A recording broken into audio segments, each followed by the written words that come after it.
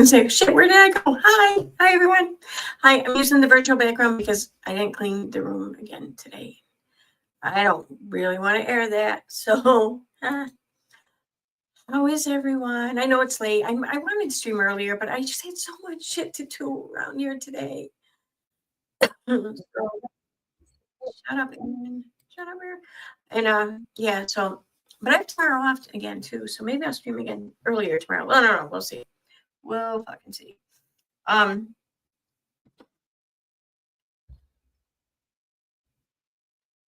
Wait, sorry. What's this? Okay, I'll listen to that later. Hi, Mr. Black Wolf. Hey, Taboo Topics. Hi, everyone else who's watching. So, I wanted to talk about something tonight. Hi, Sally.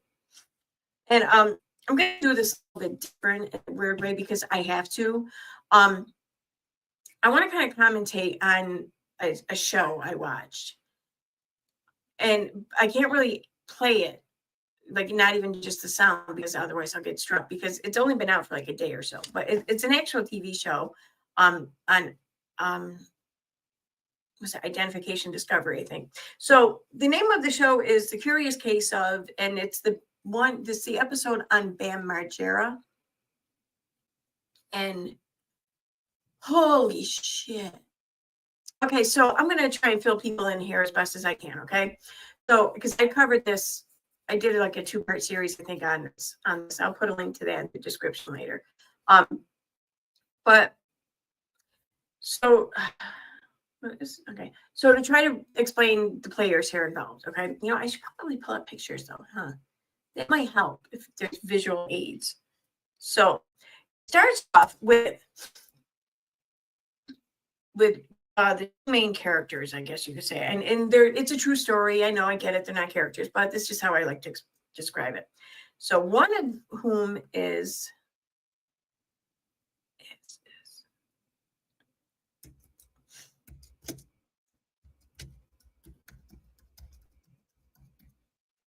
okay. One of whom is BJ Investigates. She has a channel here on YouTube, a channel like that, that's the name of it, and another name or something. The Surprise Witness. So let me get images here. All right. So this is one of the main players involved, I guess you could say. She's an attorney, or she was an attorney. She went, you know, obviously she went to law school and shit, and she passed the bar, and she had a job working, I forget where, some law firm in, I think, Pennsylvania maybe, or New Jersey, one or the other. And but she came to be more or less on YouTube through the Free Britney movement. She was one of the main players involved in that, and she did, her specialty, I guess you could say, was like really just breaking down and explaining and obtaining much of the legal documents, or the legal activity going on in that situation. And then upon, I guess, toward the end of that or whatever, she heard about, because Brittany was in a conservatorship, she heard about someone else in a conservatorship, and that's Bam Margera. And upon looking into that situation, she came across the person who was in charge of his conservatorship, someone named Lima. I don't know how to pronounce it here. So anyways, that's her. Then look at Lima. Wait a minute. And start over again.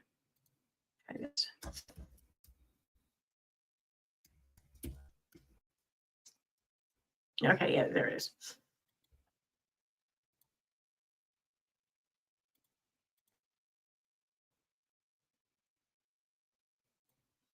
All right, so Lima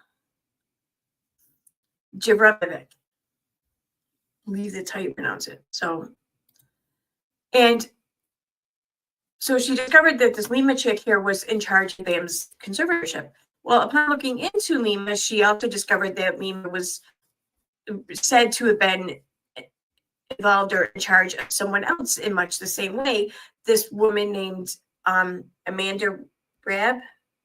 Yeah, Amanda Rabb. So right here is Amanda Rabb.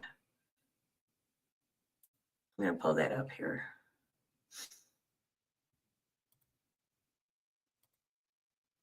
Okay, can you just pull it up? Come on, let's go. So Amanda Rabb came to be known more or less through the channel Soft White Underbelly, Mark Lacia's channel. And so she would appear on his channel. She was a crack addicted prostitute. And with each appearance, it seemed that she was getting visibly and obviously worse and worse and worse. So then Lima had come about or whatever. She was peddling or trying to, I don't know, get some interest generated in this treatment program of hers. It was a treatment for mental health disorders, for addiction. Is, you know, that was the talking point, at least in this regard. And the treatment option that she was really pushing was virtual reality. It was a headset that puts you in these mock situations that were likely to trigger you.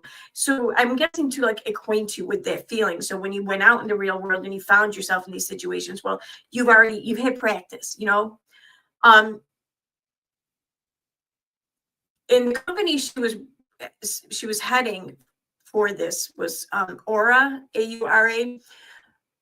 It was a scam. In my opinion, I'm sorry, in my opinion, this was just a big sham of a pseudoscience thing or whatever, device. I think it was just being pushed to make money. And also I think it was being pushed because ultimately part of this treatment was you had to submit to wearing these biofeedback devices. So you would be monitored through your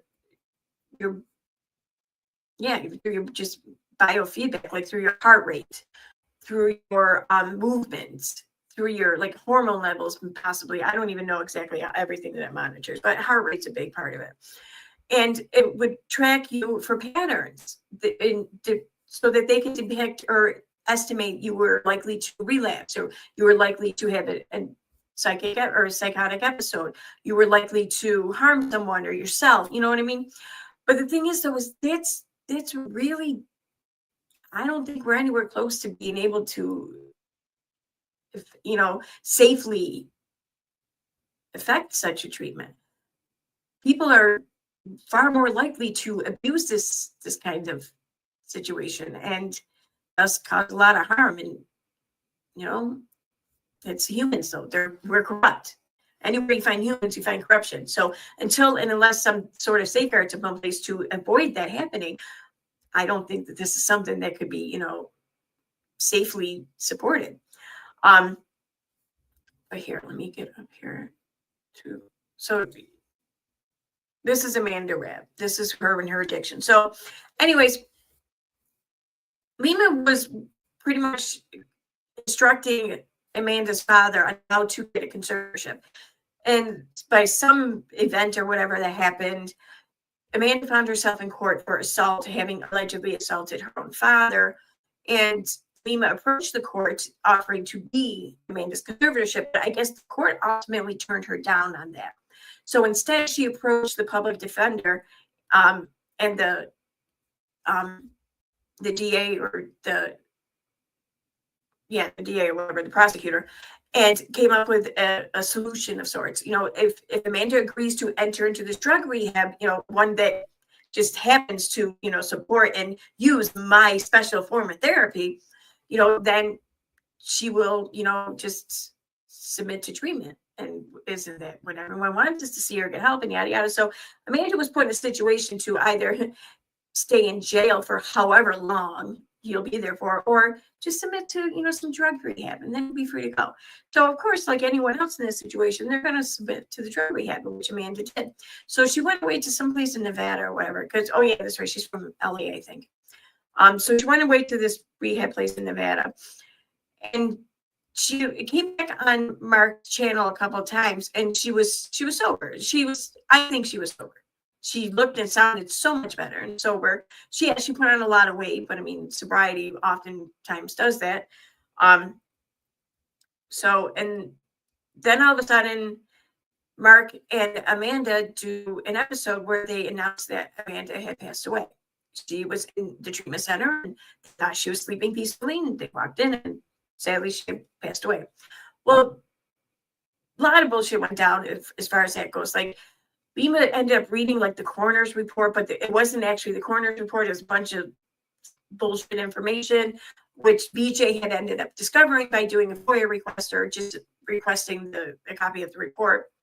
And yeah, she did lie about it. And I don't think that this was a case of, well, that's what they sent me. No, I don't think so, because I don't think any coroner's office is that fucking irresponsible. But, you know, what do I know? So, and because of this, she and BJ have been kind of, you know, going at each other. Well, then he files, I think it was a defamation suit. No, yeah, it was, but also for a restraining order against Lima. Well, you know, BJ's an attorney, so not so sure that was wise. And it turns out after a lot of going, I mean, I'm really just simplifying everything here, but after a lot of back and forth, going to court and everything, yeah, Lima lost. So the restraining order was denied, and the other case was thrown out or whatever. And from what I understand, she owes BJ's attorneys like upwards of like $100,000 in fees.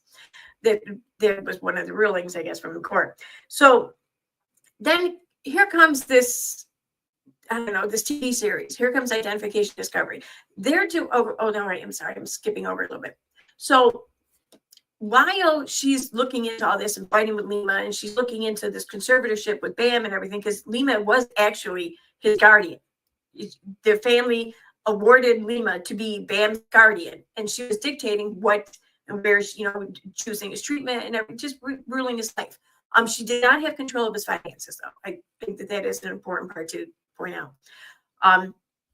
So a lot of bullshit happened, I guess, between Bam and Lima, and she ended up being taken off as a conservator, and he finally got out of rehabs, because like he was like, no one heard from him for like months, because he was just getting shipped around from rehab. He was doing what's called the rehab shuffle, I think. No, Florida shuffle it was called, because it was rehabs in Florida. So he eventually gets out, and he looks into all the shit that's been going on with him, and he learns about BJ, about how BJ has been looking into his case and, you know, putting all this information out there. And, you know, he's like, holy shit, you know, someone's been paying attention, you know, someone's talking about this. Is, you know, fucking awesome. So he ends up being interviewed by BJ, I think once or twice. I'm not sure, at least once. And, you know, and some things are, you know, some blanks are filled in or whatever there. And long story short, she and Lima are still battling over this, and people are still fighting with Bam. Bam had been arrested for trying to assault his brother. I don't know. Anyway, so, but BJ's whole stance has been, this is bullshit treatment. What you're doing, you're not qualified to be doing any of these things, to be pushing for any of these things, to be a voice or the face of any of these things. And well, you know, you're lying. You've been lying about Amanda. You've been lying about these things, you know. And then there's, you know, the Software Underbelly channel, who's just probably the most grotesquely exploitative fuck I've ever seen, if I've ever seen such a thing. And it's just ridiculous. But my whole point of what I'm going to be talking about here, this is just, I'm trying to fill people in and get you up to speed. I'm not going to be able to play the series, but I'm going to be narrating a lot of it, because I'm hitting talking points, and I'm going to be telling you these claims that some of these crazy people are making. Because I tell you, something that really kind of gets under my skin on the internet are when people exploit actual things or actions that do actually victimize people, when they exploit these things and then they use them and they try to manipulate people and how people think and how they, you know, decide things or whatever. That just really gets under my skin, because it's dishonest, it's disingenuous, obviously, it's all those things, but also it's taking choice away from those you're manipulating. Because people make decisions, they try to make decisions based on the facts of the matter. And if you are manipulating a situation to redress the facts as something that they're not, then you are taking that choice away from other people. And maybe most of the time, maybe even it's not that big of a deal, because their choice isn't, you know, something that's gonna really cause much of an effect or whatever, for them going forward. But sometimes it is. Either way, no one has that right to do that, in my opinion. Sure, everyone can lie if they want. There's no law against lying or whatever, but just because you had a legal right to do something doesn't mean it's the right thing to do. So as far as I'm concerned, I don't think anyone's really got a right to do these things, So that's my whole problem. That's what I'm going to be talking about here. So I'm going to take this off the screen for now. And I will put the link to those. Is the two-part series now that I'm thinking about, I remember. And I'm going to put the link to those in the description when I'm done. So if you guys want to get caught up in a much more informed and better way, not that I'm all that much great, but at least during the two-part series, I was able to more carefully plan and construct everything I was saying. So, but, I didn't even, I'm an idiot. Here, I'm sorry. I thought I had this screen on the entire time. This was Amanda Rab. And this is the channel Soft White Underbelly. And yeah, it's a pretty gross fucking channel. It really is. So, close that out. All right.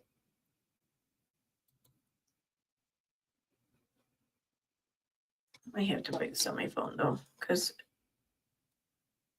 and yeah, it's on Investigation Discovery. If you get the channel, then you can watch it. It's on demand. I had to sign up first. I don't have Investigation Discovery, so I had to sign up for a streaming service. But several of them have like a 7-day free trial. That's what I did. It's Philo or something. Philo. Yeah, Philo, I think. Okay, watching. Completely debilitated by. I don't want to really play.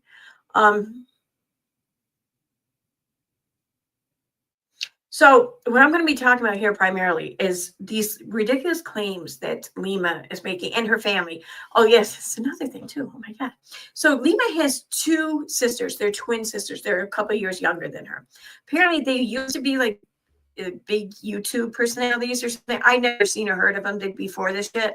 So I don't know. And the clips that they've shown are really weird. So I don't know what to make of it, but they're very pretty young women, sure. At least they were. It seems, I don't know. They've aged a lot in a very short amount of time, it looks like. But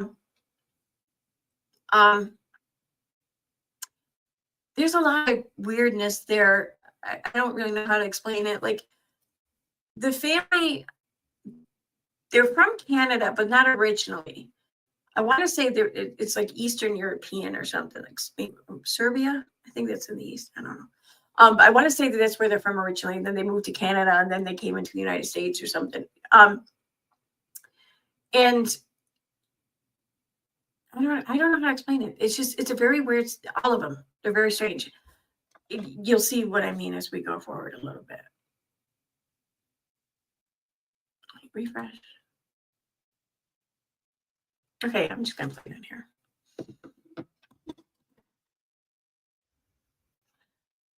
But this reminded me of some other shit that's I've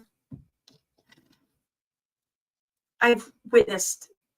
Like first and foremost, Katie Joy, with how she's always a fucking victim, And there's one thing, I get people are victims, and it is something that they need or want to talk about, and they should. They have every right, and they should be heard and all that. But it's one thing though when you're having a discussion, and because of the subject matter that you're talking about, it's relevant, and then you share your story. It's another thing when you're being told, why are you fucking lying on people? And then you come out with all of your trauma dumping. That's another thing. Then you're using it, then you're exploiting it, then you're trying to manipulate those around you into treating you differently rather than calling you out or holding you accountable. That's my problem. And that's what I think a lot of this is what Lima's doing, but it's also very weird. 27. All right, so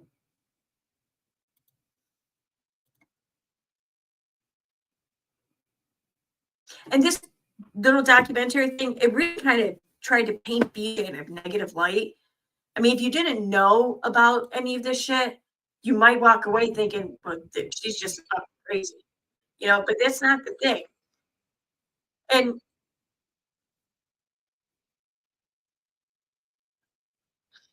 I love hearing her though talk. I mean, I don't like hearing it how she explains how she ended up losing her father to a drug overdose. I don't like hearing that, but I like hearing how she equates this to her I guess I want to I don't want to say advocacy, but kind of like advocacy, speaking on behalf, or speaking for, rather, not on behalf, but speaking for Bam in his situation. Because yeah, he's an addict, but he's not just an addict. He's all these other things. You know, he's been all these other things to so many people for his entire life.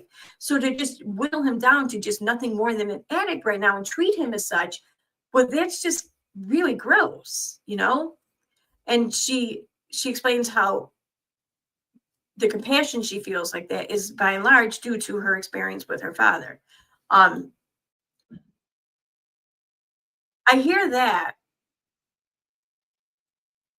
and then I hear Lima's story about her interest in these things because she says that her interest in this mental health treatment, this virtual reality, is by and large due to her sisters, because her sisters, I guess, one night, which I never heard, this is a new version of the story, but her sisters one night went to a party in LA and they took Molly for the first time.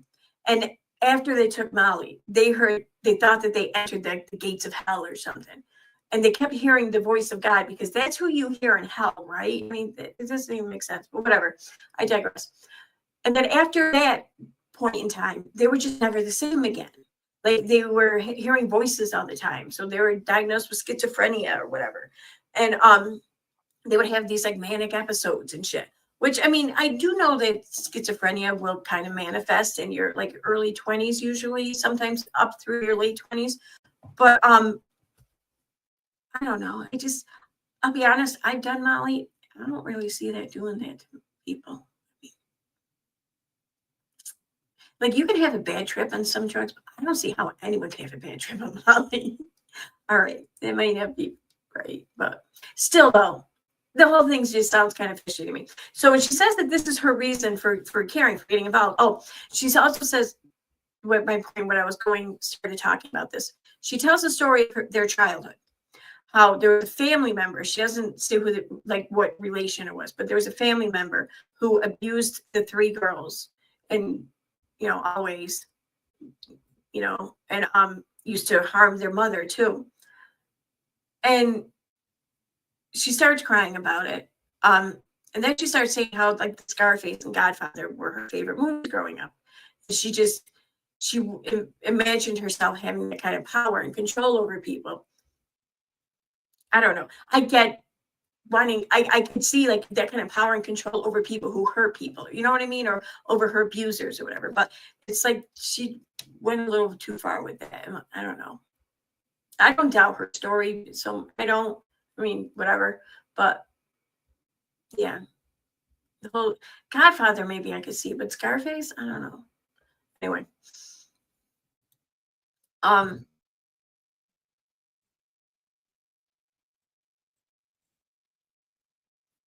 I speed this up a little bit? Oh yeah, you can. Oh, okay. Okay, so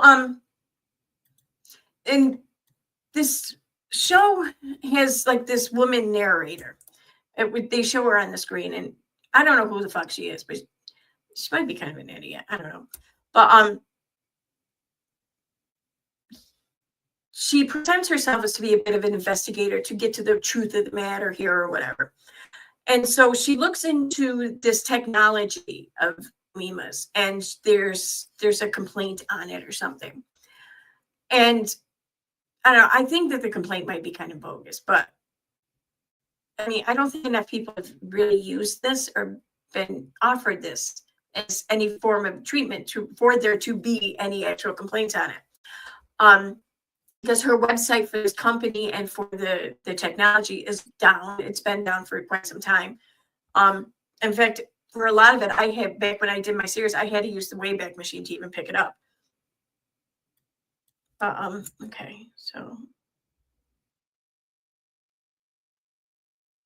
I get to this next scene. No, don't go that far.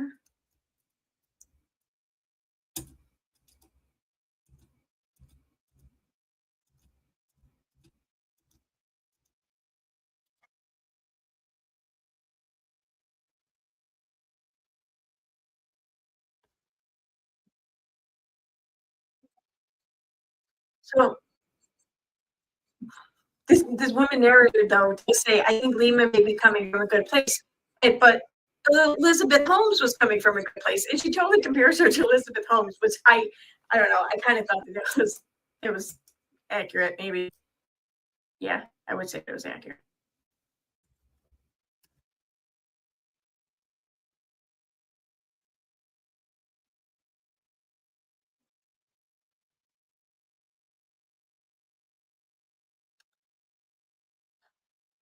I'm gonna have to use my phone, I think, and just keep hitting mute.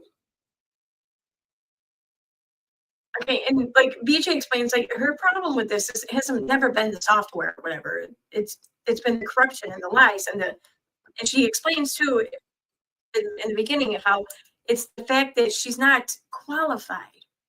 She's not a healthcare worker. She's not even a technology person or an IT person or whatever. She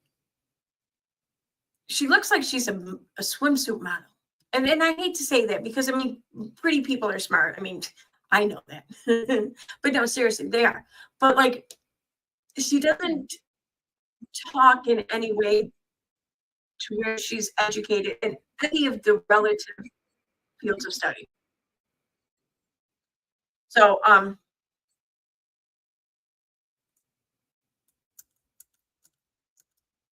want to get to this one other part.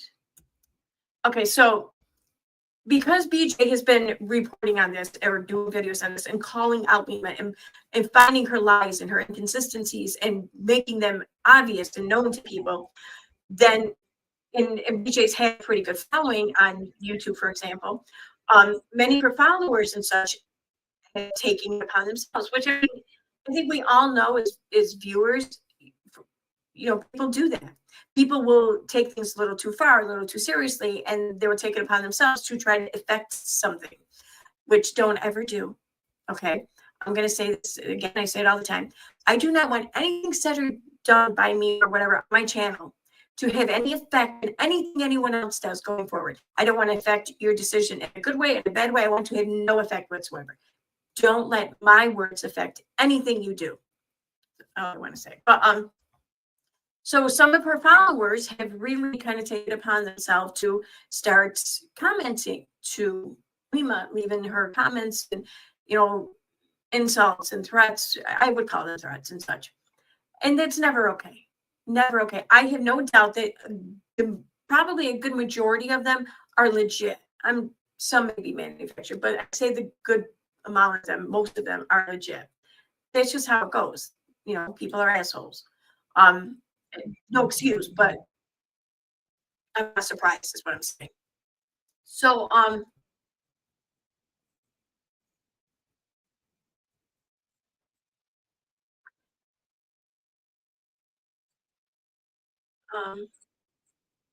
okay, yeah. So DJ did, I guess, some series or whatever called the virtual reality hell regarding Lima and her software, her treatment or whatever. And people got a little too overworked or whatever about this. But the thing is, so she never directed anyone to do anything. They're called a surprise army, I think is what they call themselves. She's had no involvement with anyone though who's been a member or who's been anyone who could be even considered that surprise army or whatever.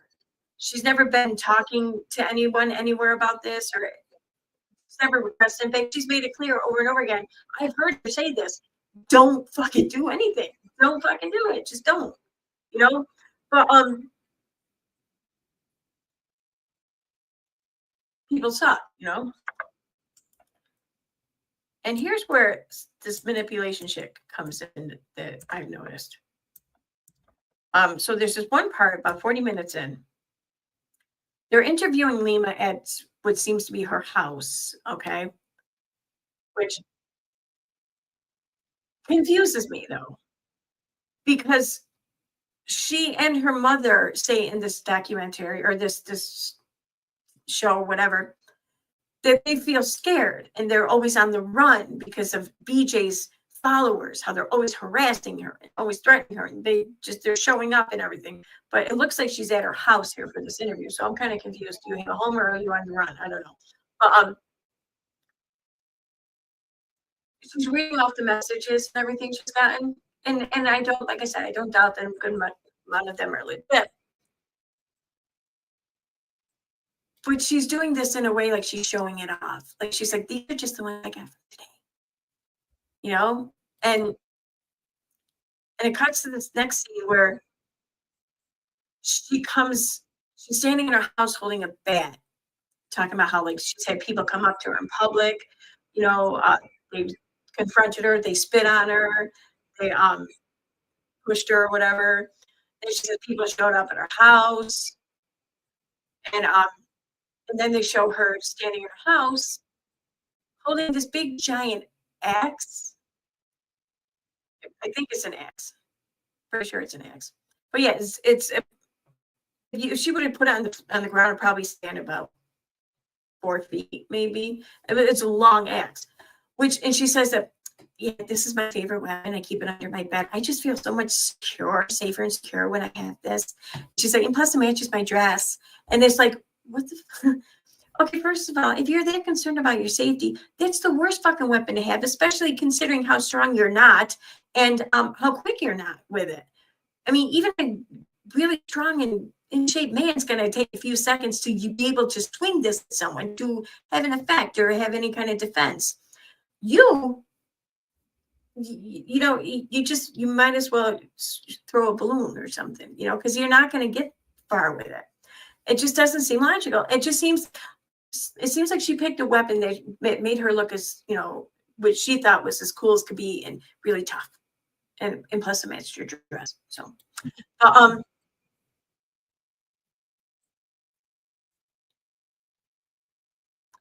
mother though, like,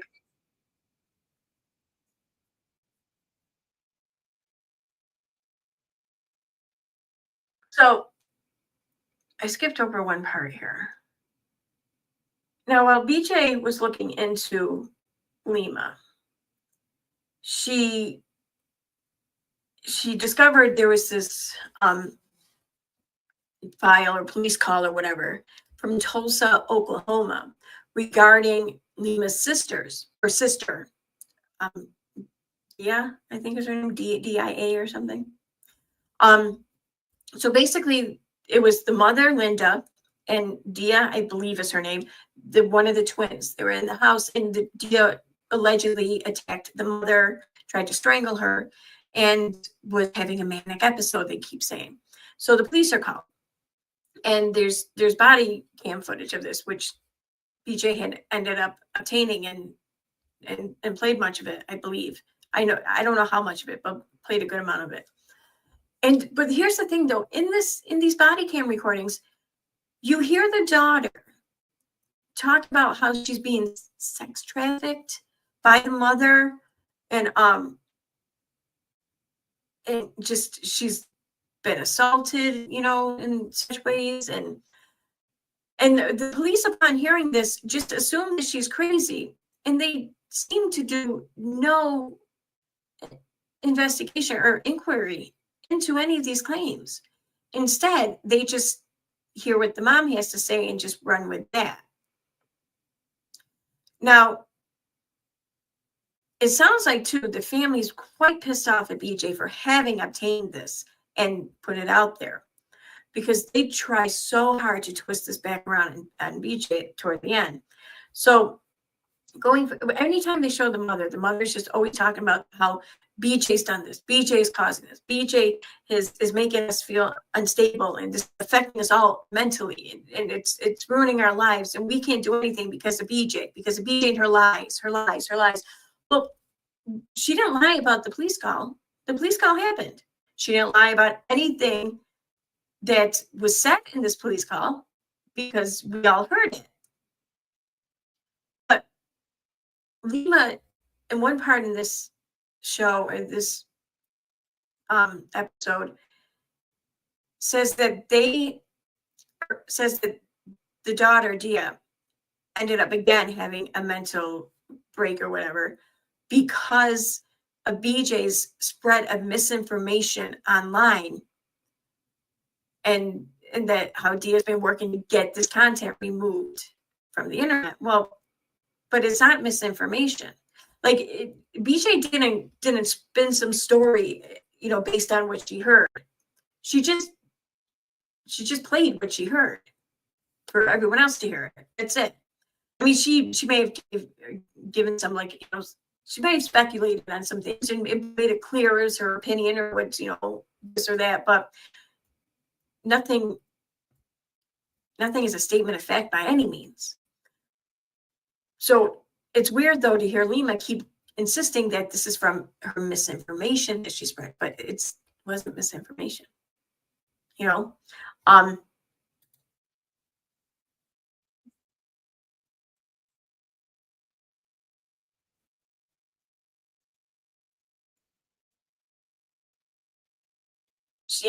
so the mother says, we have been terrified in SA because of this crazy thing that BJ created.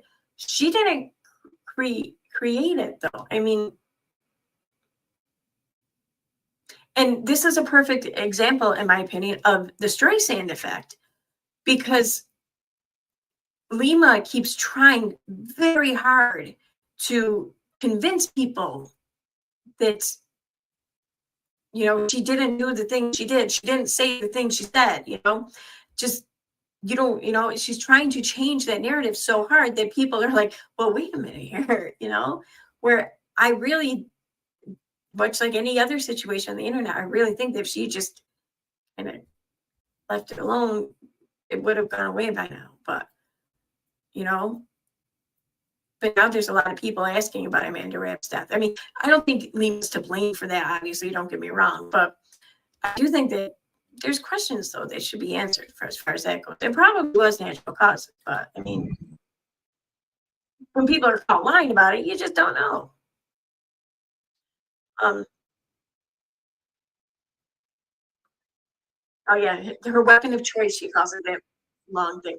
You know what? Here, I'm gonna just show a picture of this quick.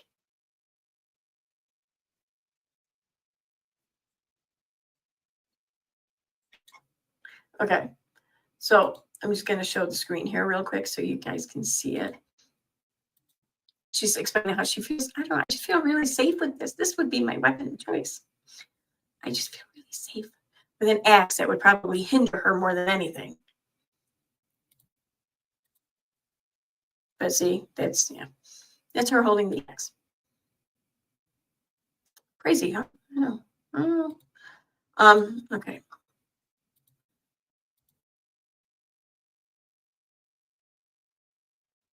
It does go with her dress. She is right about that.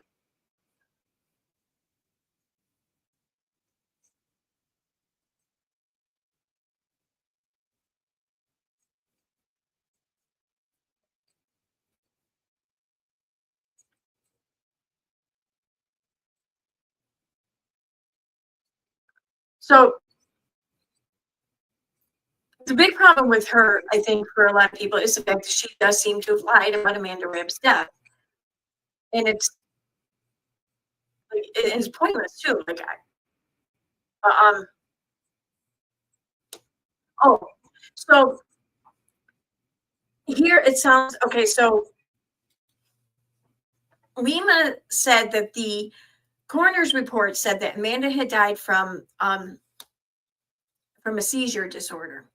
So this narrator slash, I don't know if it's an actual investigator, but for all intents and purposes, the show's investigator went looking into the coroner's report, and she discovers that Amanda did have a drug in her system that's known to treat seizures. But here's the thing, though, she was in treatment.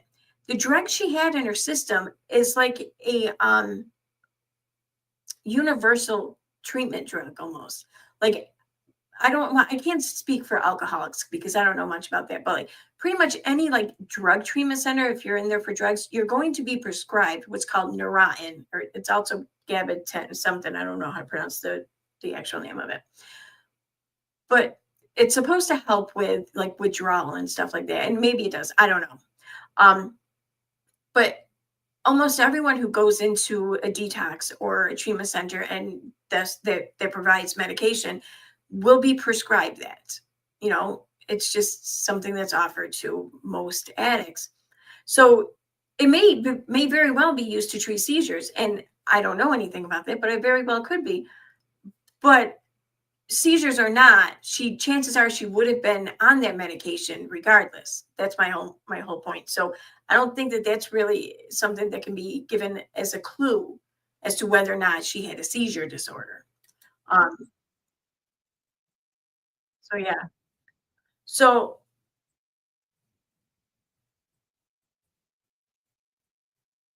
yeah, the cause of death ended up being a heart attack.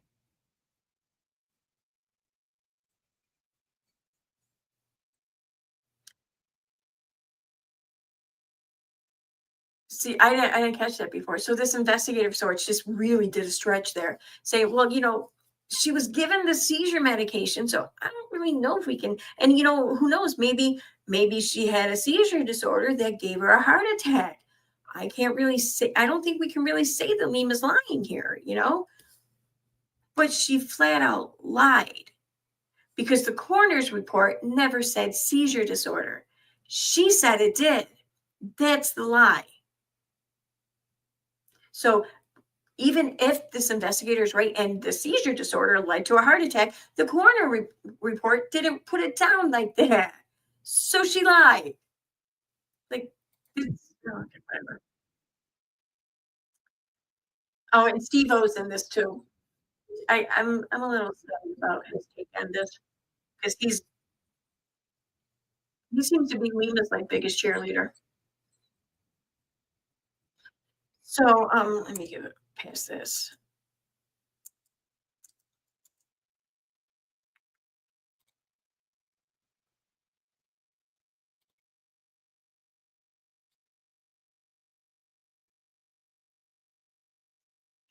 Steve blames PJ for claiming that she turned Bam against his own family. What? I didn't get that. I didn't see that before.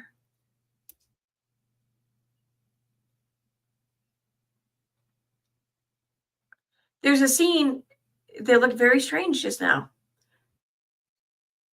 All right.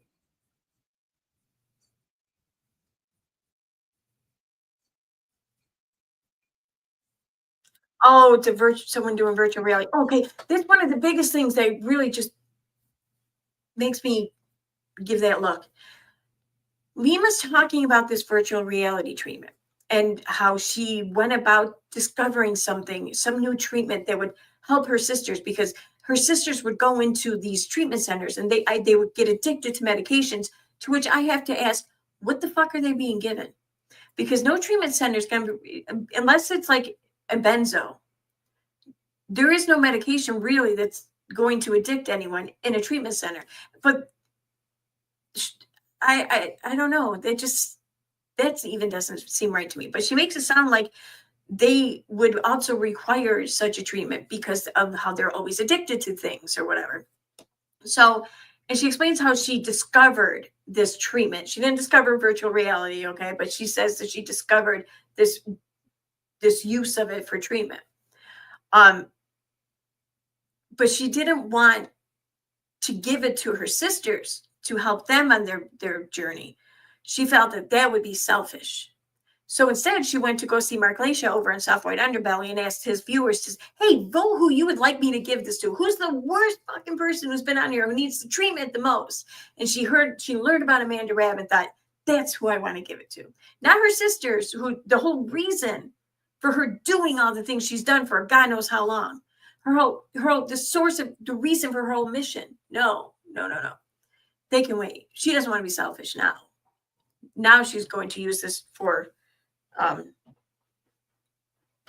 some chick she doesn't know. Hi, kitty. Hi. Want to say hi? What you doing, huh? Ow.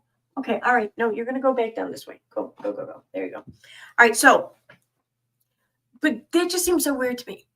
And the way she says it, like, I decided not to use it for them because it would, I forget the word she used, but it was basically to describe herself as being, not selfish.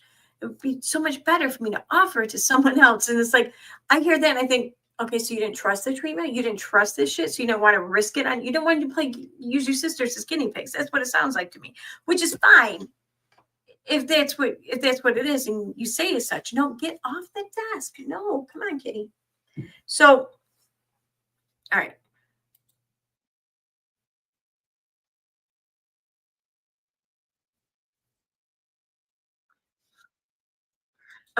So Lima says at one point, or BJ posted like 300 videos about me. At one point, she accused me of having ties to Epstein.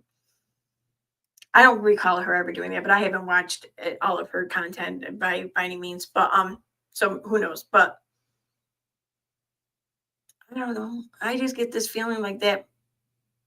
Even if it may be false, it very well could be false. But I just don't think that assumption is really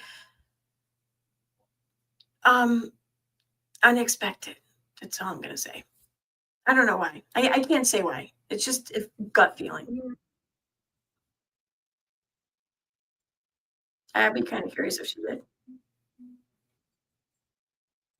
And again, the narrator comes back right away. BJ's obsession with this. Oh, here's where she talks about how she found the police report. Um, Dahlia and Dia. Those are the sisters' names.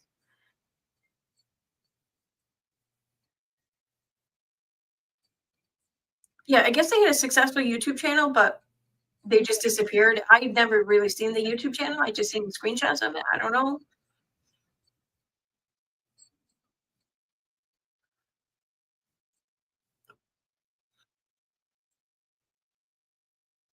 So yeah, a domestic incident. And I just out of curiosity, I looked up like what the trafficking rates are for Tulsa, Oklahoma, and I don't know, it doesn't look all that high, but it looks like it is an issue there, maybe more so than some cities, but I wouldn't say like to the level of like any major city. Um, so in this incident though, like I said, the mother called the cops. They showed up and she's saying how the daughter choked her. Um, this was in the winter 2022. For some reason, the mother moved from Los Angeles to Tulsa. I don't know what that's about. But oh, this okay. The narrator says, well, they moved from LA to Tulsa, in part because of the harassment from BJ's followers. I'd be curious to know how much BJ discussed the sisters and all of this um before this incident. And you have to figure it had to been a little bit before this incident because they moved there. That takes time, you know. So I don't know. I just feel like the timeline isn't going to add up there. It's not going to. It's not going to. It's going to display something different. I think. They said that Dahlia experienced a manic episode. Linda called the police. The mother's Linda. So the cops come in and they find Dahlia in the bathroom. They start talking to her, and Dahlia starts saying to them, saying how the mother, she literally just lives to just, unalive me, resurrect me, and unalive me again, resurrect me a million times. Yeah, okay, it sounds kind of panicky, I guess. Um,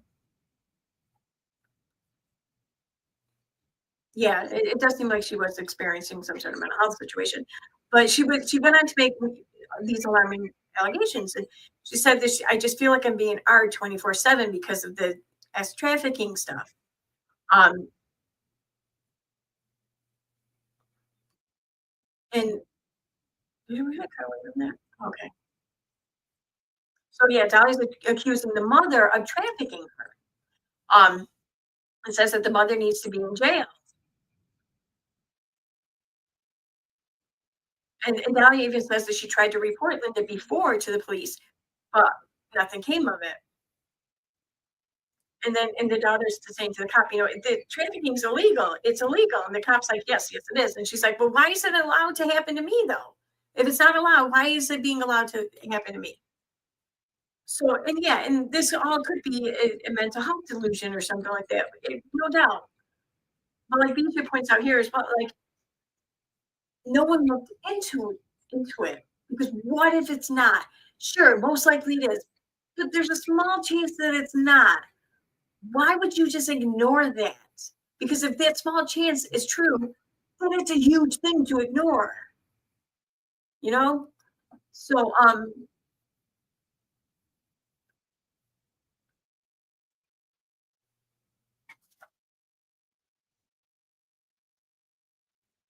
so yeah, there's one clip too where the police explained to the mother, like, this is public information.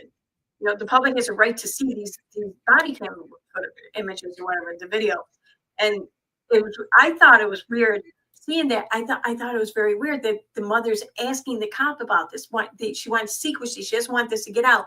And she's worried about the body cam images getting out. But I mean, I get that no parent would want that, would prefer to avoid that, sure. But she seems, I don't know, really, really worried about it. Maybe it's normal. I don't know. But I don't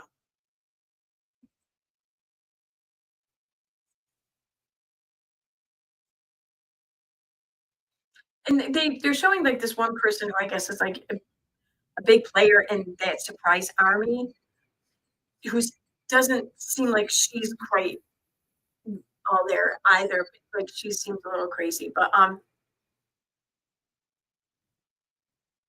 she's on this episode here admitting to doxing Lima and family. Like I don't know what that's about. I don't know why they're including that. I think that this was added to try to blame BJ for shit. Okay, so it cuts away to a scene where they ask Lima on a couch in a different time and place what happened in Oklahoma. So Lima says when Dahlia was in Oklahoma with my mom, she had seen a video of BJ connecting me to as trafficking and all of that. Like all of what? What do you mean all of that? See, everything gets blamed on BJ. Everything seems to be used in just conveniently the fault of BJ's videos. Um, so she's like, yeah. So she saw videos of me being blamed for all that, and in the comment section, there's thousands of comments under these videos that this is fact, this is true, and her sister started going to psychosis and assaulted the mom, thinking that the mom was working with Lima in the trafficking of the sister there. So Linda's now talking, saying that she talked to Lima. Linda's saying, so that's why my daughter kept saying as trafficking because of this. Lima explained it to me. This is what she does.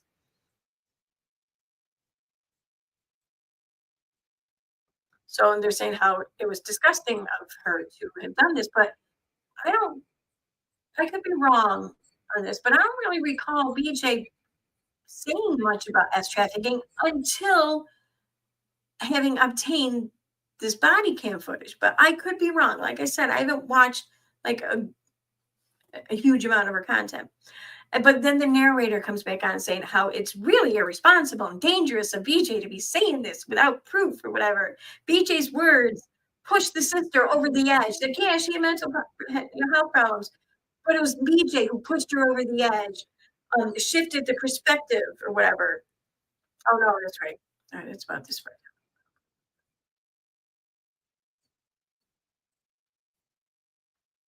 So conveniently, you know, but I think that they're putting the cart before the horse there in the timeline of things. I could be wrong. And then there's this one part.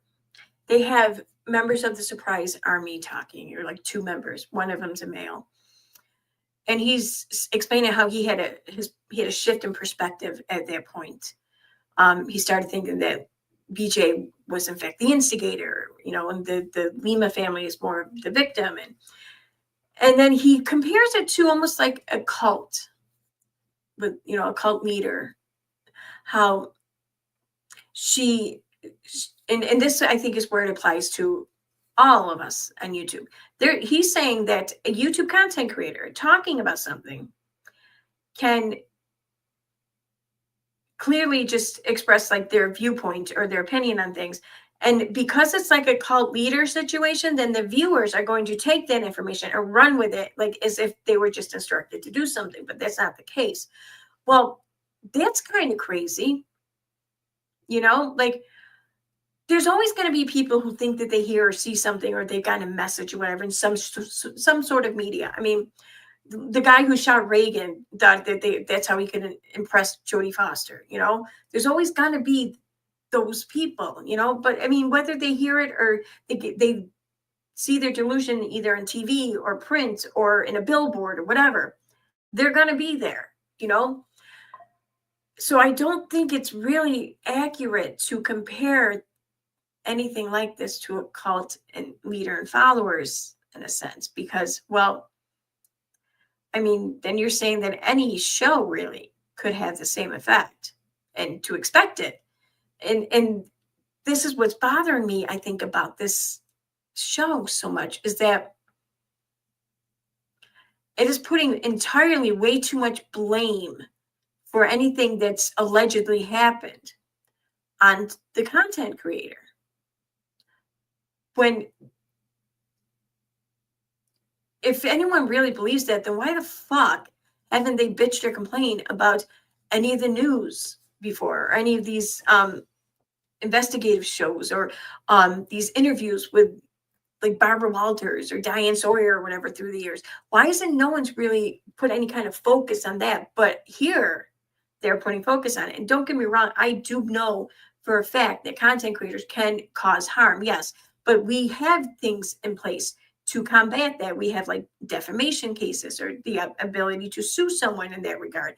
And then there's, when people do actually take things to a criminal level, there's that, but simply saying something and their viewers, a small percentage of their viewers, take things a little too far. Well, I'm of the belief that those viewers would have taken anything a little too far at some point.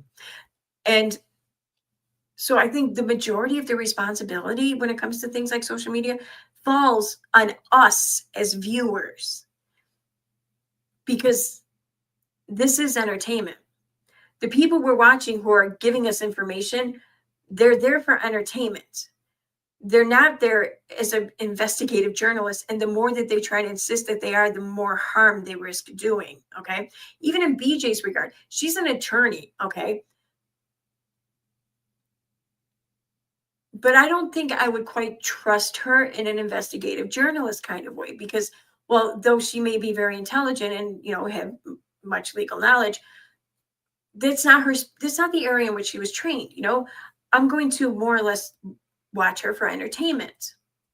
Like most people on YouTube.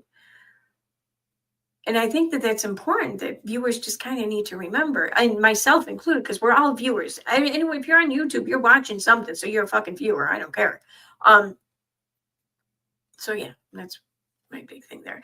And wait, let me play this for a minute.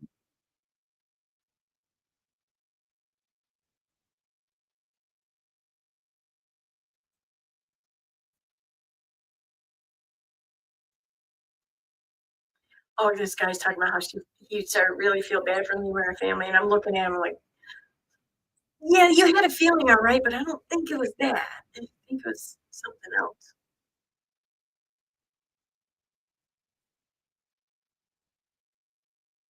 And BJ explains how too, like whenever someone comes into her life or whatever, whether it be like through one of these things that she's talked about, or in any regard, she has to be suspect of everyone, because that's how it goes.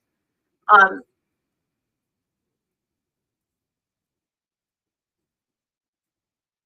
Yeah. She explains how it's just assuming that everyone just kind of more or less thought like her and had the same morals and everything as her, that's a huge mistake. And that's the thing, I mean, you really can't trust it.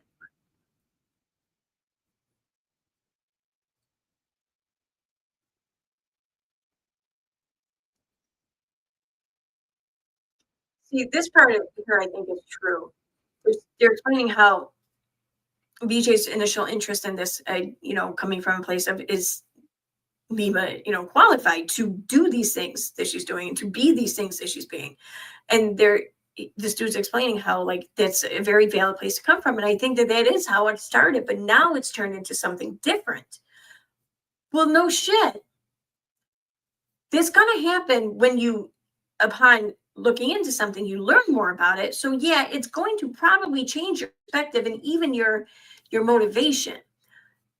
But then when those involved come at you in your real life and start filing lawsuits and shit against you, oh yeah, that's definitely going to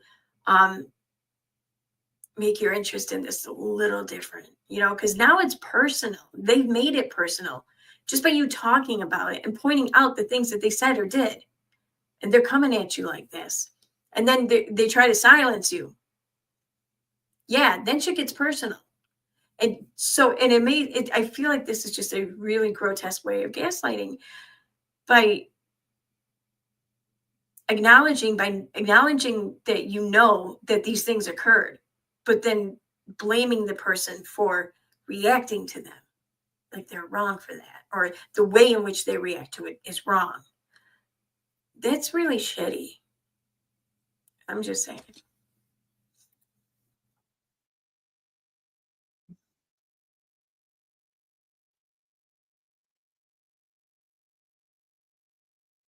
It's such a lazy freaking argument for this dude to make, saying, well, I think she just does this or talks about Lima because it's hard for her to not talk about Lima and, drama sells or whatever.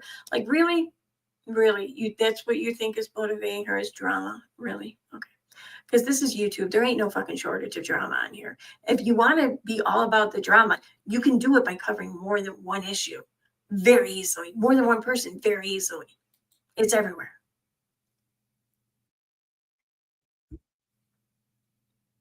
Stupid commercials.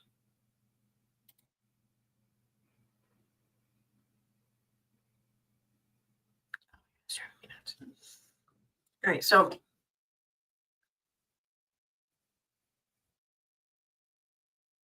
this is for a court appearance with BAM, July 2023. The guardianship is over. It lapsed. That's why it ended. But Lima's still close with the family and everything, even though there's been a fallout, whatever. Um,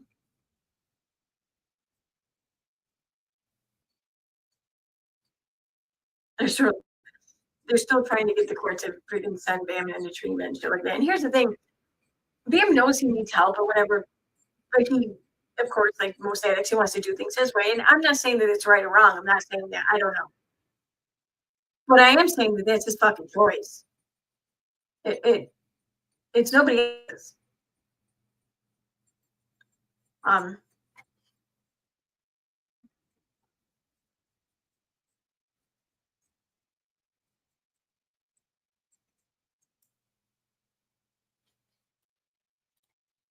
so now they've gone ahead here. Come on. So they go to Bam goes to this court appearance or whatever. The judge released some ROR, but ordered him to appear for like screenings and shit like that. And basically, if Bam can stay out of trouble and stay clean, then it'll go away. But that same day of the hearing, 3 hours later, because it's in Pennsylvania, where Bam is from and where his family's from, there's castle something. I forget what they call it. I don't know. It's Bam's house, basically. This like middle of nowhere kind of plot of land. It looks like, I don't know. It looks really cool. But his brother's renting it out. I think it's the brother that he was in court for assaulting. And he wanted to stop by and get some of his shit out of the house.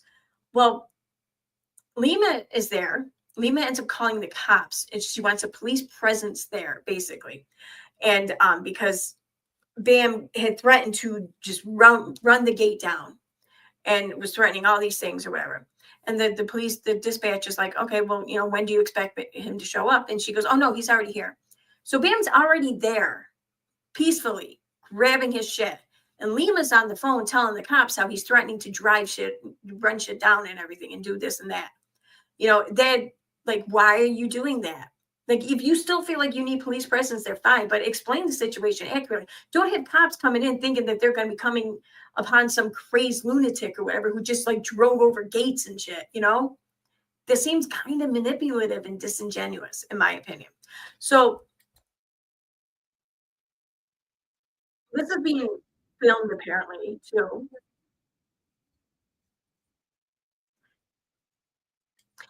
And so she says that one of the, he had been getting along with some people's family, but well, she called the cops because he wasn't getting along with her and he was trashing her on BJ's channel.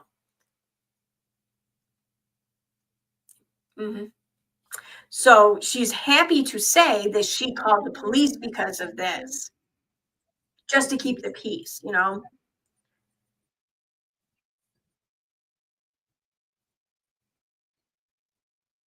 He's trying to crash through the gate and threaten his brother. It just seemed very confrontational, but they don't have an issue with him picking up his clothes or whatever, as long as he does so peacefully.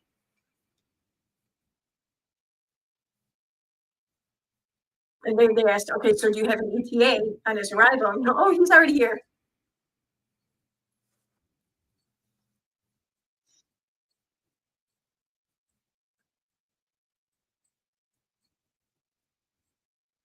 The investigator here at least says, yeah, I find her report to be kind of puzzling. Do you know? Puzzling. Yeah, why is she involving the cops? That's a good question. So then it cuts to her walking up to the house, and Bam's coming out, and Bam's pissed, and Bam's like, why do you suck so bad? He says. He's like, why are you so evil? And she just walks right up to him, and she's like, you think I'm evil? Why do you say I'm evil? Like, it's the most antagonistic fucking shit ever. Like, yeah, how am I evil? Why are the police here?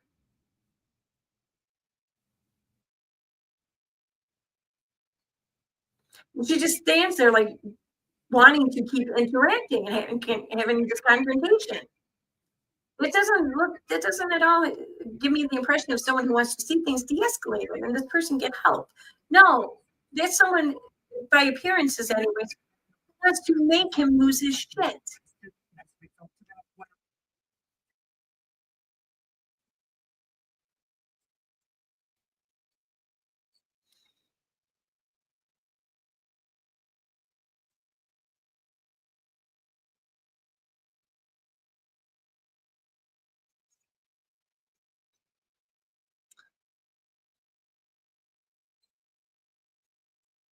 Yes. Yeah, okay. So the investigator there points out how, there was a legal situation, how she, had the show, it seems to be under the impression that um Lima had, that's right. Oh, yeah, the Lima had this conservatorship or whatever, this guardianship over Amanda, but the court ultimately refused that. She had, I think, she had sway, I think, with the court, and she, persuaded the court to go a certain direction, but she didn't have any legal control over it, basically. So but for some reason, the show was under the impression that she did. I don't know. But the investigator here is pointing out, like, oh, the legal situation happened. She came in and she got Amanda a choice, and like that's a good thing. And then she had this control or whatever over Bam, but then she lost it. And you have to wonder, is she now there doing this to try to orchestrate a situation that gets him back in court so she can then be reappointed as his guardian or whatever? I think that that's a valid question. especially seeing how she just tried to passively aggressively instigate him into reacting.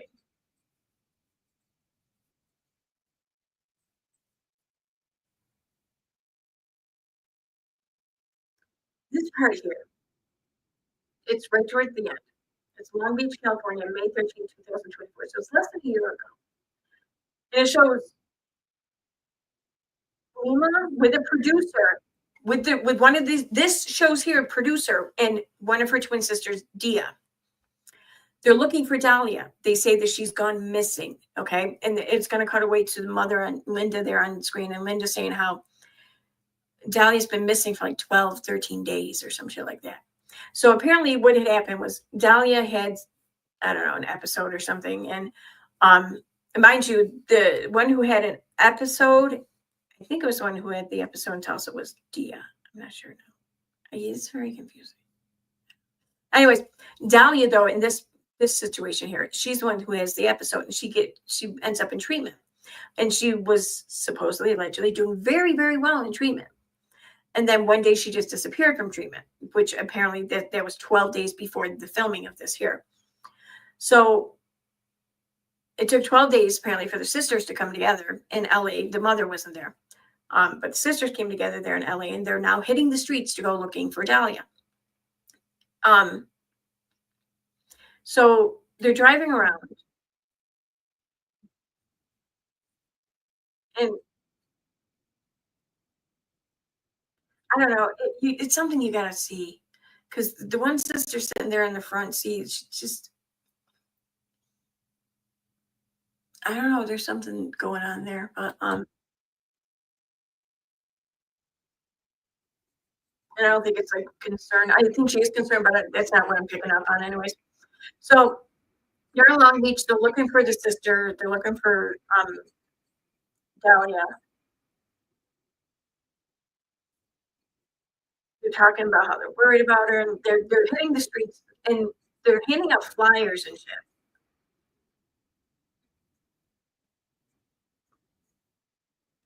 And the mother goes right into saying, "We're worried about her. She was there for like 13 days, and then she ends up missing."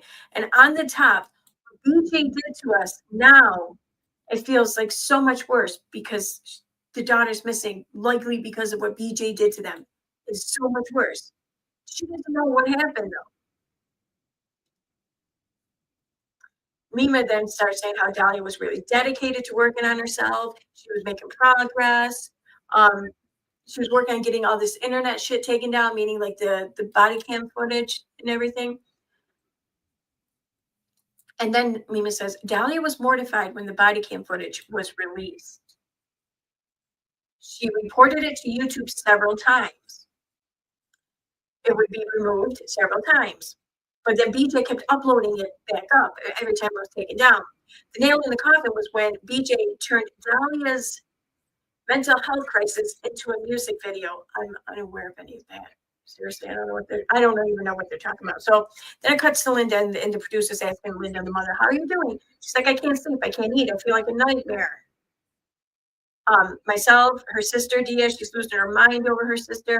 I mean, that's her twin sister. I just really hope, or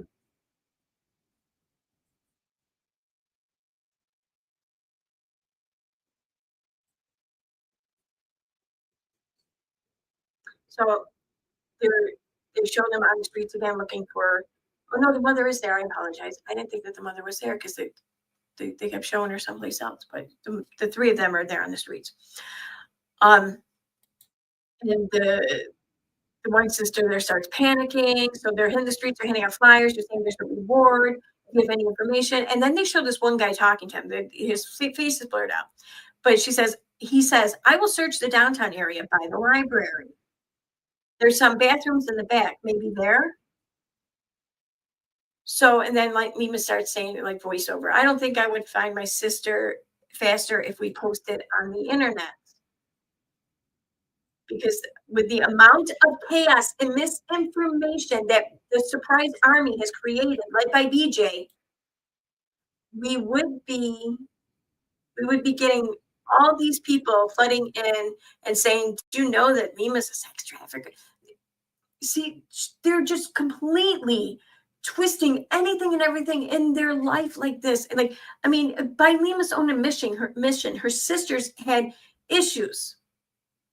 But now it seems like all of their issues are now the fault of BJ, not any other, predetermined situation going on or whatever.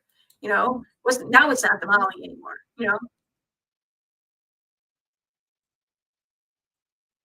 And she's like still talking about why they didn't put it on the internet. She's like, I think it would have gone so far down the conspiracy theory hole that it would have diluted our efforts. I don't know what the fuck that means. What does that even mean? Seriously. I mean, I'm sorry, I have to ask this. I may sound just out of touch or whatever, but are there really a lot of people walking around still putting shit up on telephone poles? I mean, I don't doubt that it happens, especially for shit like a lost dog or whatever. Yeah, I get that. But I don't know. I just I don't think it's something you see that often anymore, because of the internet. I don't know. So, and she even said this is a little bit of a slower process, but it saves us from getting too much false information and not knowing what a real lead is. Then it cuts against the mother sitting in the house and we're crying. And she says, the daughter always calls and checks in on her. She has a sweet voice and not hear from her like this. God knows what happened. I don't know. It's driving her crazy. Oh, she didn't blame BJ that time. So then it cuts to Lima's talking, again, saying how, so we go home and it feels like we didn't really get anywhere, another day of just looking for her. And then a few hours later, they just happened to get a phone call. The private investigator they hired tracked down the sister behind the library and behind the Long Beach library in the bathrooms where that man that they just happened to just see on the streets had suggested. Maybe they was the investigator. I don't know. Either way, it's just weird. Like, oh, I'm just gonna happen to go down there and look. Who knows? Maybe. And then, oh my God, look at this, where she was. So it shows her sitting on a couch getting the phone call, like, we found your sister. I found your sister. So then they drive down there real quick and they end up finding the sister in a full psychosis in a bathroom stall with multiple people screaming. Um, and then they audibly play Dahlia screaming, get the fuck away from me, you crazy lady. And then it just shows Lima just standing there quiet as, I don't know, soundburst can be just Dahlia. Like, I shit you not. It's exactly how she said. She's just standing there like, Dahlia. What? So then the camera's showing someone apparently in a bathroom stall. These are like outdoor stalls, not quite porta potties, but maybe a step or two up from them. And there's two police officers standing outside the door, and he was talking and doing a voiceover saying, when we found Dahlia, she's screaming out. When she starts screaming out when she sees Lima, saying, that's Amanda Rabb. That's Amanda Rabb.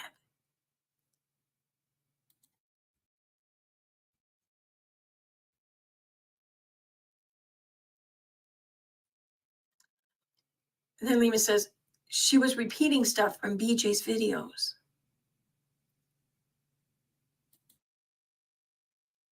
It was a very disturbing scene. But she's grateful that they found her. So,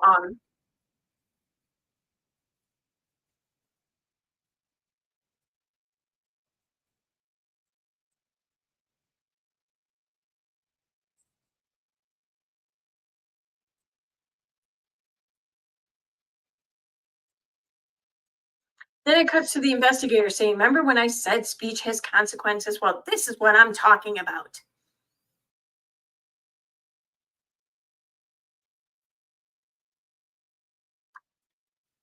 I just realized that they showed a clip of like when they found Lima or found the sister, and the sister's out of the bathroom stall and now being put on a gurney, whatever.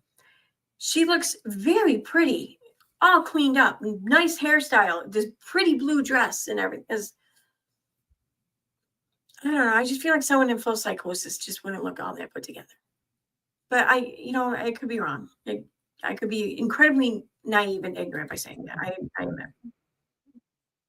Then the investigator starts going, talking again about, or still about how this is what I mean about the speech thing. And it seems that BJ's form of journalism, I watched a lot of people, report things or convey information or whatever on YouTube. I've seen people get pretty heated about things too, including BJ. And I got to say, if there were a lot more content creators who did talk about things with the regard that BJ does, like, for example, if Katie Joy did, things would be a lot better on YouTube. I'm just saying. Like, I'm not saying, like, I'm sure that there's things that I could, maybe point out. I don't know, whatever. But nothing like the likes of Katie Joy. Nothing like anything like that.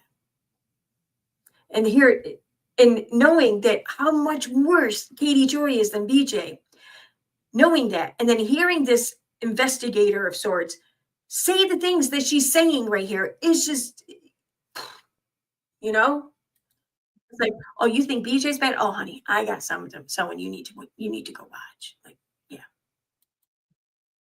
But so then she goes on, continues to go on and says that how BJ's followers had a disturbing impact on Dahlia, who was psychologically vulnerable to begin with. I have such a huge issue with that statement.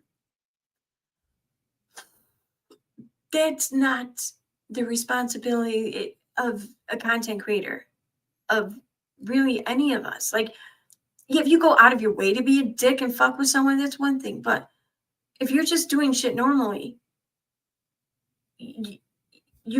what? Like, why is all of that shit someone else's responsibility? I'm just saying.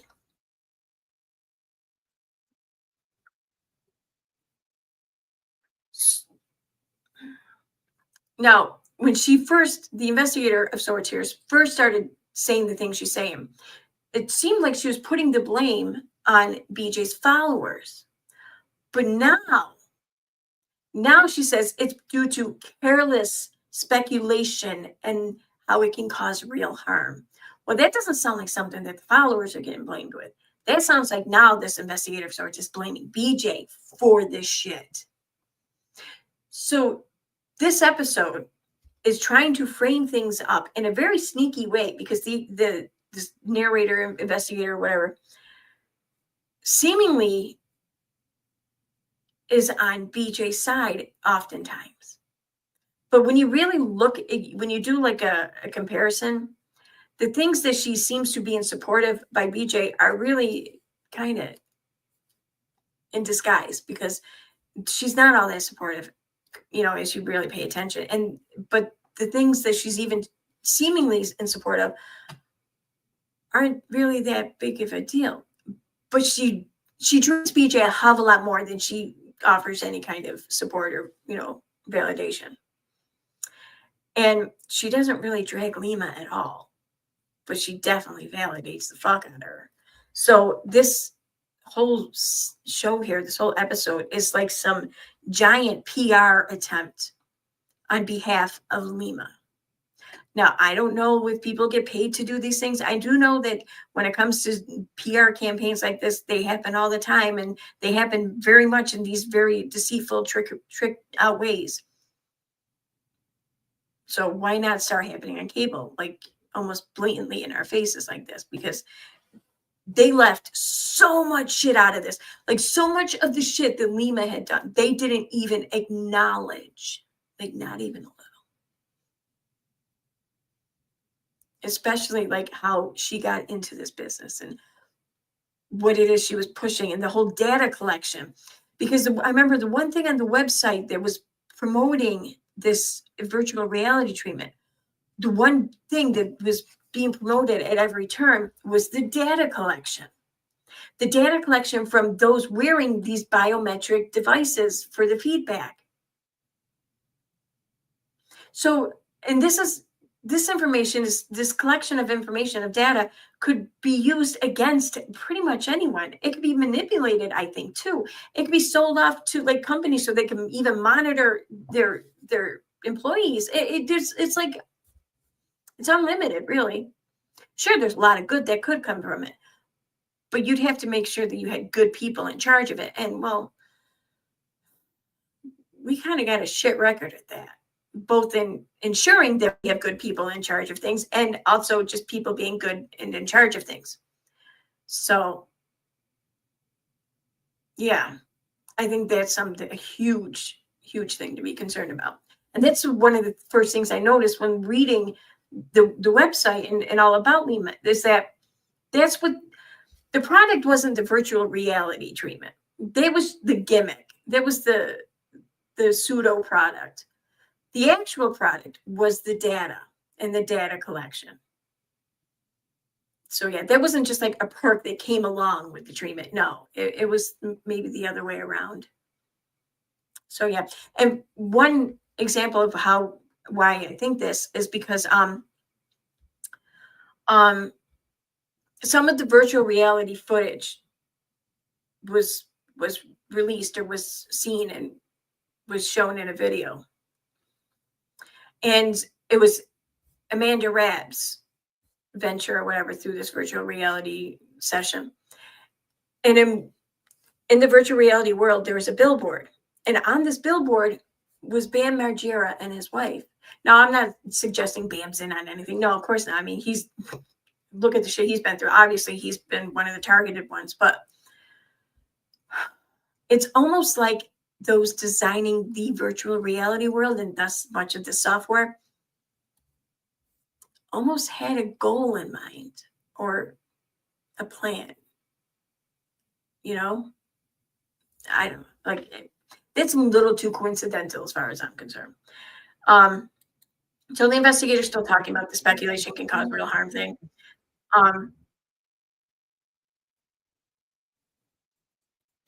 Then they showed Dahlia being wheeled away and Dahlia saying, I love you too. Apparently she loves Amanda Rabb because that's her sister or something. I don't know. So she ended up being taken by ambulance to get treatment. And then they showed Dahlia yelling out, Lima, you're the coolest.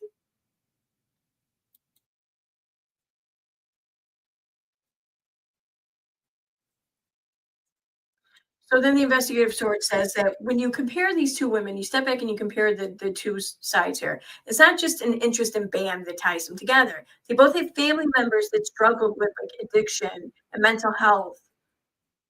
For BJ, it was her father, allegedly,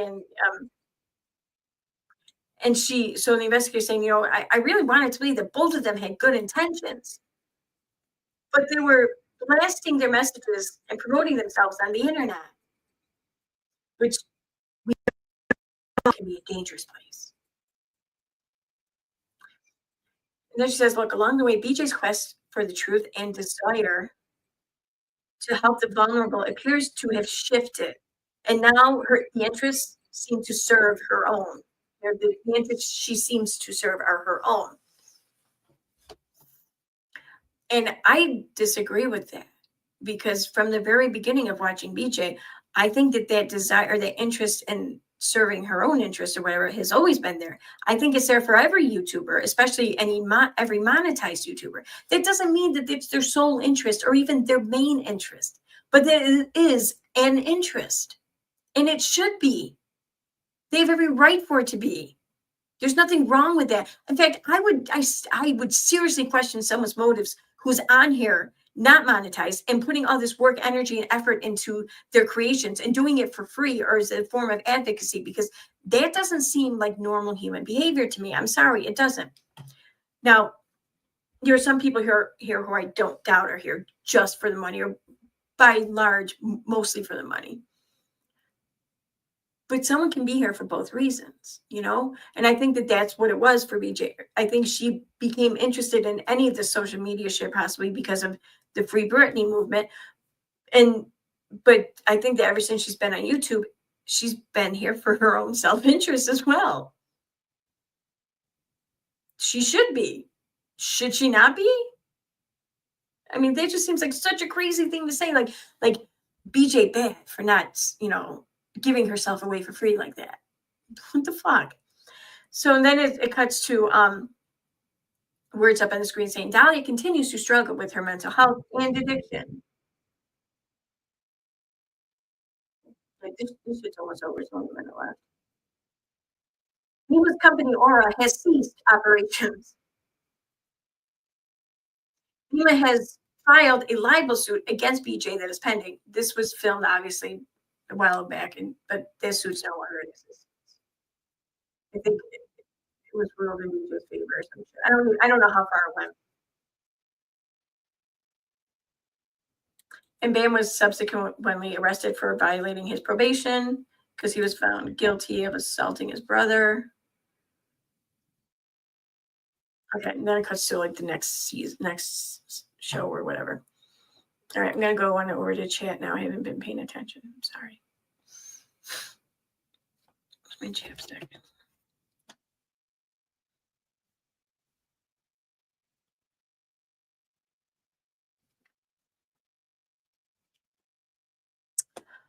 Hi, Tammy Sue. Welcome to Lord Troll. Yay! Hi. Sorry, I know I wasn't watching the chat there for a while. Hi, Mary. Hi, William Brooklyn. Hi, Sean. Hi, Luke B. Hey, Jenny Mac. Oh, Lulu B. Sorry, why do I think Luke? Hi, Reagan. Hi, Ruth. Wait, I wasn't. I was frozen? Oh, no, I'm not. Oh, my God. How long have I been frozen for? Can you hear me at least? Have you been able to hear me? Because you don't really need to see me. Let me know in chat if you were able to hear me.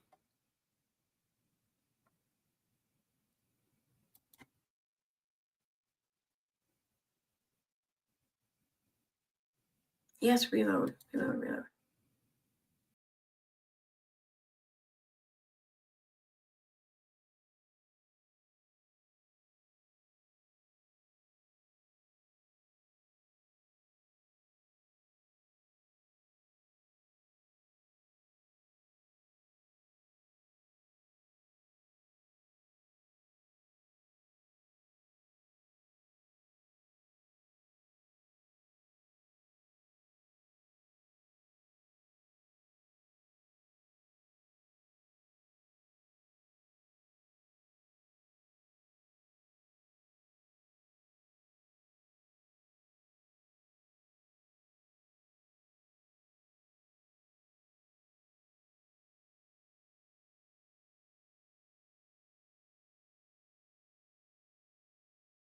Whew.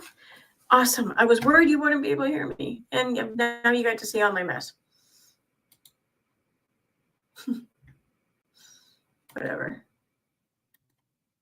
There we go. All right. See, I told you my room was a mess. All right, good though. You were able to hear me. All right. Because really, you didn't have to see me because all you would have seen was me talking. You wouldn't have seen anything of the show because I couldn't play the sound from it because of copyright and shit. So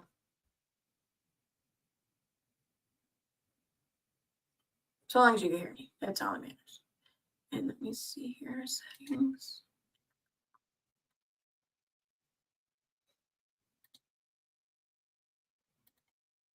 No, I don't want that. What am I doing? Stop it. Stop it. There we go.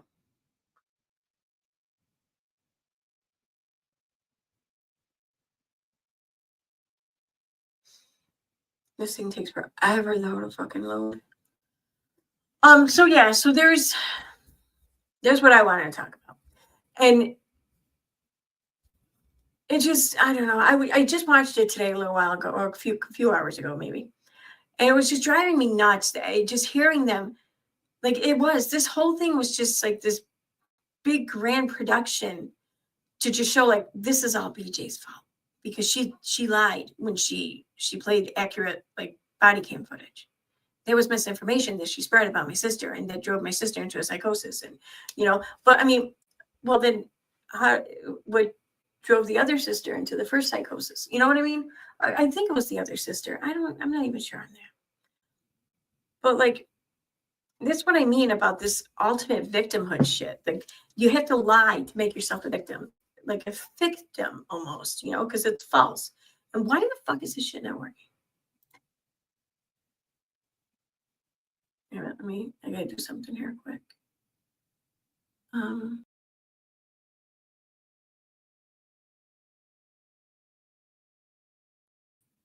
Okay, there, now my background's back. So, yeah, that's what drove me nuts, because I don't know. I don't understand how people just are fine with that. Like, if I, like, hearing someone like Katie Joy, for example, just saying how, like, I'm the victim. Like, no, she said she harmed me. I'm her victim or whatever. Like, if I sat there on camera or anywhere, just openly saying how someone's words or whatever made me their victim, like they victimized me, I'm their victim, I would feel like they were getting one over on me. I would feel like I'm losing or something. I would feel like I'm a chump, I guess. Maybe that's wrong of me to feel like that, but because there's nothing wrong with being a victim. There really isn't. But if something so small like that, something so simple turns you into this type of victim, you're giving way too much power to the person and thing that you claim victimized you, in my opinion. I'm just saying. Like, someone can still have done you wrong. You could have been done wrong without being some helpless victim. And really, why are you presenting yourself as that way at that time, if not to try to manipulate the situation, not to try to save yourself from having to face some form or some sort of accountability? Trying to just turn people against the person you're talking about, as if what they did was this big, bad, wrong, terrible thing. Never mind what you might have done before that angered the person. Not that it's your fault, but if it's a back and forth kind of debate or argument or confrontation, well, then I'm pretty sure that you did contribute. And to act like you didn't and you're some innocent victim here of the other person, well, that's hugely manipulative, is it not? And that's my whole, that was my whole take on it. Just saying.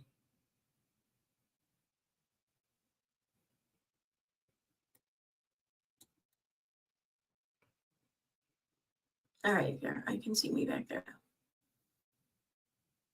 Oh, you can hear me. Okay, good. Well, it's better to hear me than to see me anyway, so. Especially when my room's a mess like this. I really haven't cleaned it down today. I did other shit around the house today. Bought groceries, put them away, did the litter boxes, picked up, I started laundry, I didn't finish that though. Yeah. I hung out with my friend for a bit. I guess I haven't done all that much after all. All right, so that's really about it. I want to cover something new too, probably tomorrow. But I know I've talked about it before. The Young Thug trial. I started like saving clips and shit of my favorite parts of it, and I wanted to do a stream on it. I think maybe I'll have that ready for tomorrow.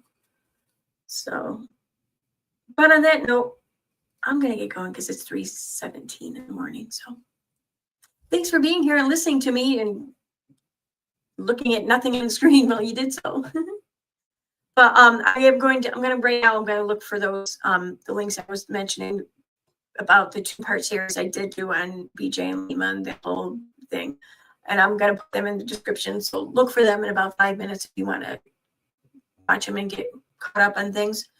If not, then otherwise, I would just suggest checking out BJ Investigates is the name of the channel, or That Surprise Witness is the other name. I'll put those links too in the description. So, all right, guys. Have a good night. Bye. Thank you. See you later.